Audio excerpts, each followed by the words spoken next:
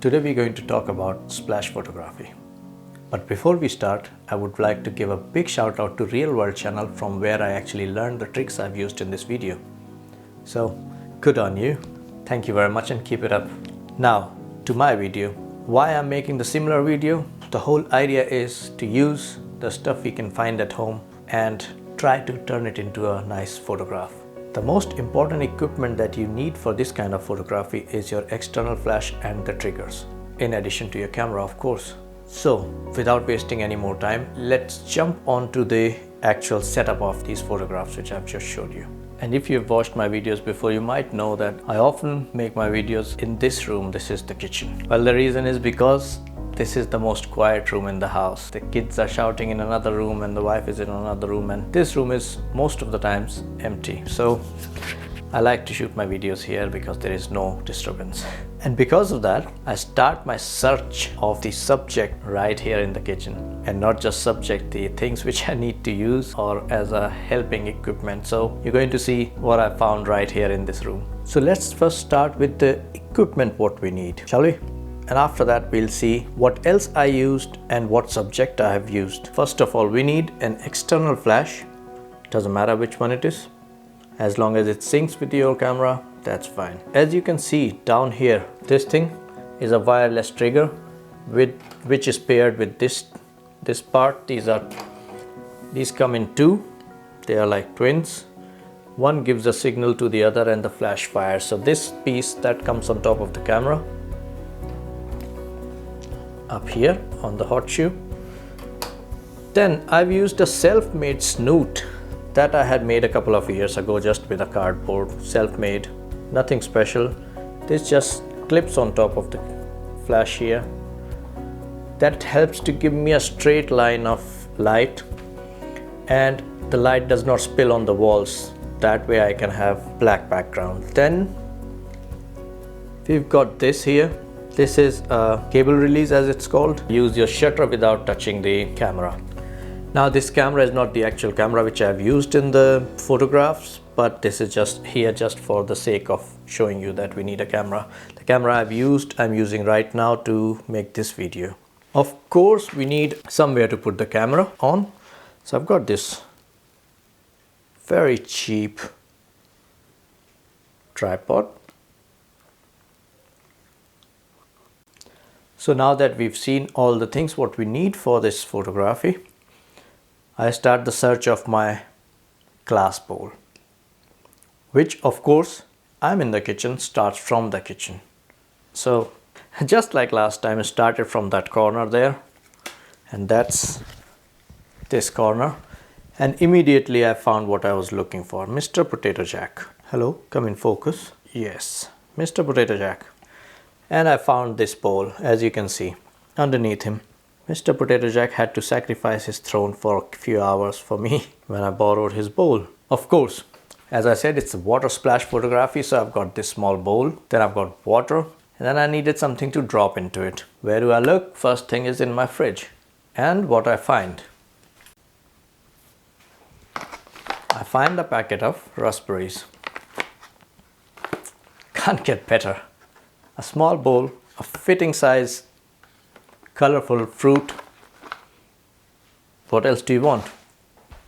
So I set it up, and the first challenge I saw was how to set it up. Here, because of the shape of this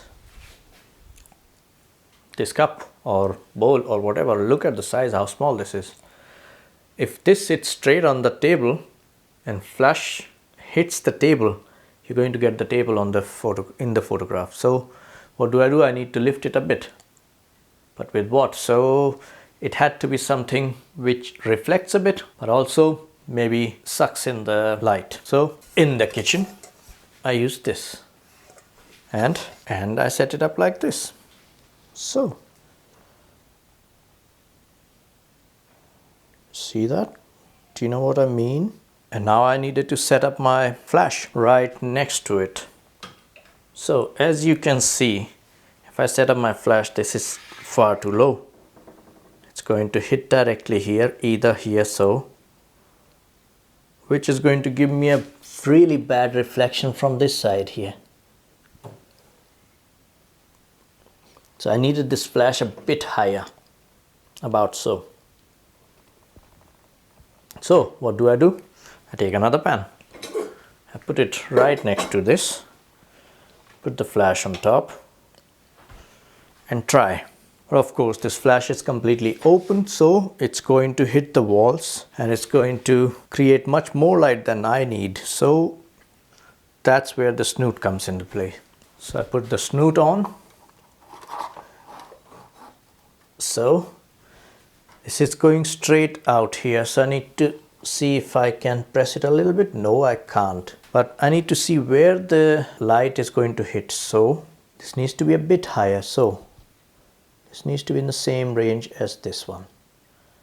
So I probably use a higher pot. So I replace this pot with a bit higher pot, and now it's still not perfect if you see the line, but we will try. So after some hit and trial, I realized that I might use a bigger pot also for my flash. So that's what I did. So I've got both of the things on top pans, plus I've got my camera set here. Now I just need to start trying. So I have my setup complete. I have my camera set, I've got the subject, I've got the raspberries here to drop in it.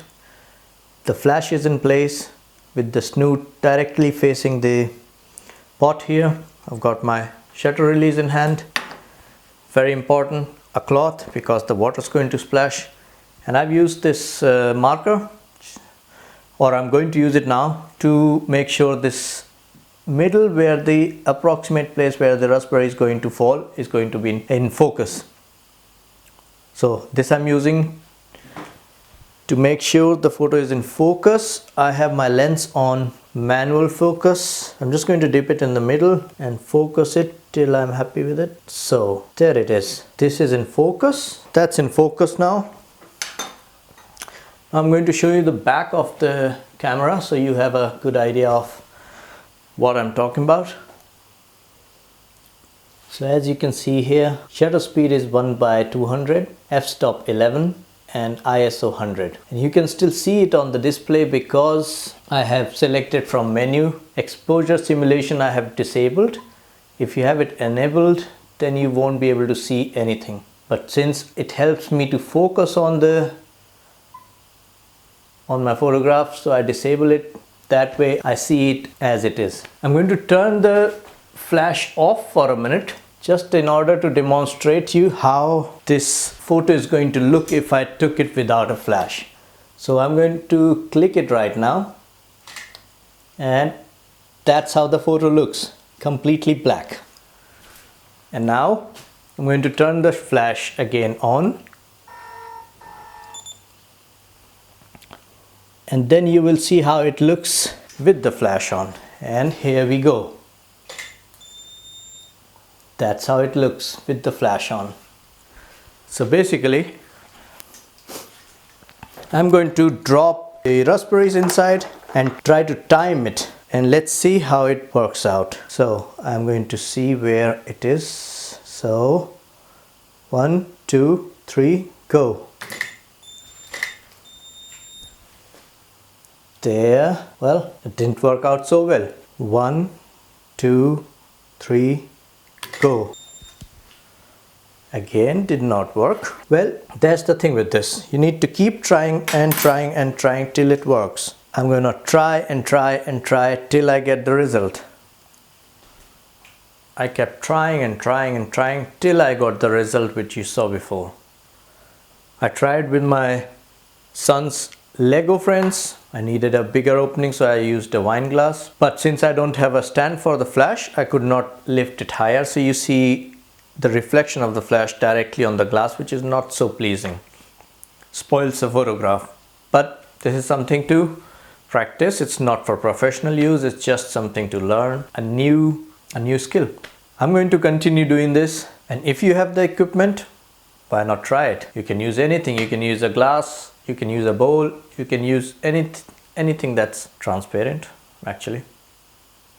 and looks nice. If you have a fishbowl, that's even better. If I've forgotten anything, please don't mind, poke me. And once more, big thanks to The Real World. I don't really know the name of the person who teaches, but his tutorials are really good and you can use those techniques at home. Next I'm going to try maybe this smoke photography. Let's see.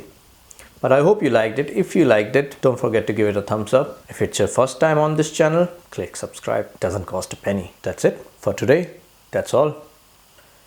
And I'll see you again in the next video. Till then, bye-bye.